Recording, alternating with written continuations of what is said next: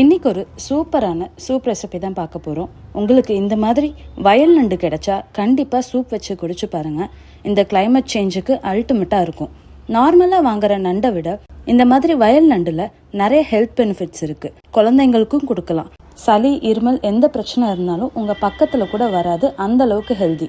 நான் இதை 100 rupeesக்கு வாங்கிட்டு வந்தேன். நான் வாங்கும் போதே நண்டோட ஓடெல்லாம் எடுத்துகிட்டு தான் வாங்கிட்டு வந்தேன். நண்டை எப்போவுமே நல்லா க்ளீன் பண்ணிக்கோங்க. 4 to 5 times மேலே க்ளீனாக வாஷ் பண்ணி எடுத்துக்கோங்க. இந்த நண்டை நான் இப்போ வீடியோவில் காமிச்ச மாதிரி ஃபர்ஸ்ட்டு தேவையில்லாதது எல்லாத்தையுமே எடுத்துட்டு அப்புறமா வாஷ் பண்ணிக்கோங்க.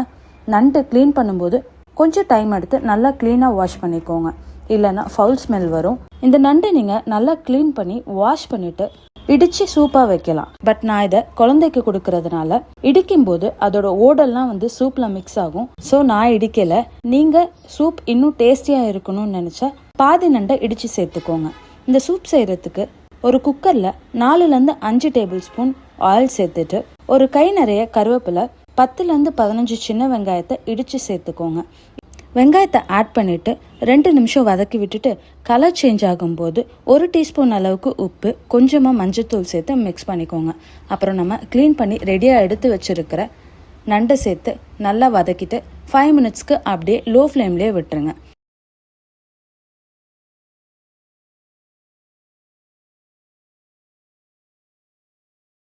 இதை 4-5 பேர் வரைக்கும் குடிக்கலாம்.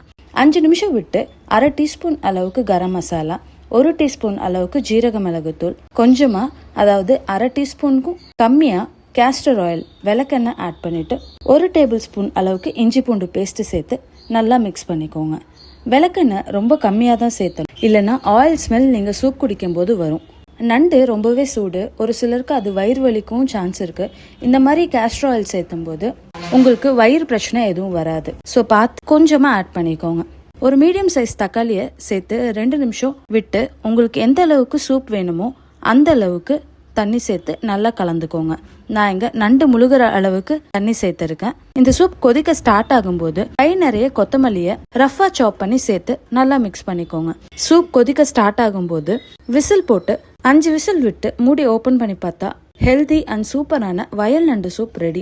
கண்டிப்பா இந்த கிளைமேட்க்கு இப்படி ஒரு சூப் சூடா செஞ்சு குடிச்சு பாருங்க, அல்டிமேட்டா இருக்கும். அப்புறம் இந்த நண்டை நீங்க எங்க பார்த்தாலும் விட மாட்டீங்க. இது வரைக்கும் இந்த மாதிரி நண்டு சூப் செஞ்சு சாப்பிடாதவங்க இந்த ரெசிபியை ட்ரை பண்ணி பாருங்க.